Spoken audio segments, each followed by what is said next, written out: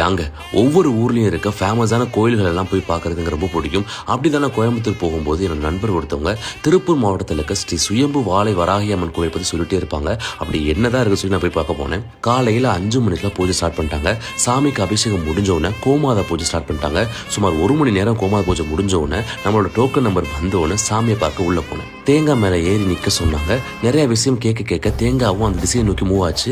இதை நான் வீடியோல பார்த்தா கண்டிப்பா நம்பியிருக்க மாட்டேன். ஆனா நம்ம அந்த இடத்துல இருக்கும்போது ஆச்சரியமா இருந்துச்சு. இதுக்கப்புறம் என்னோட பாஸ்ட் பத்தி நிறைய விஷயம் கரெக்டா சொன்னாங்க. யாருக்குமே தெரியாத பல நிகழ்வுகளை கரெக்டா சொன்னாங்க. எதிர்காலம் எப்படி இருக்குன்னு சொன்னாங்க. அண்ட் என்னெல்லாம் பண்ணணும் என்னெல்லாம் பண்ணக்கூடாதுன்னு சொல்லி 3 விஷயம் சொன்னாங்க. நான் கொஞ்ச நேரம் என்னடா நடக்குன்னு சொல்லி ஷாக் ஆயிருந்தேங்க. எனக்கு இது மேல சுத்தமா நம்பிக்கை இல்லாம தான் இருந்துச்சு. ஆனா இங்க வந்ததுக்கு அப்புறம் எல்லாமே தலைகீழா மாறிடுச்சு. என் கூட வந்த தம்பிக்கும் சாமி பார்த்து நிறைய விஷயம் கரெக்டா சொன்னாங்க. அவனும் அப்படின்னு ரொம்ப ஷாக் ஆயிட்டு என்னன்னா, உங்களுக்கும் என்ன மாதிரி நம்பிக்கை இல்லாம இருந்தாலும் ஒரு முறை இங்க வந்து பாருங்க. ஜஸ்ட் ஒரு சஜஷனா சொல்றேன், கண்டிப்பா ஆச்சரியப்படுவீங்க. எல்லாம் நன்மைக்கே.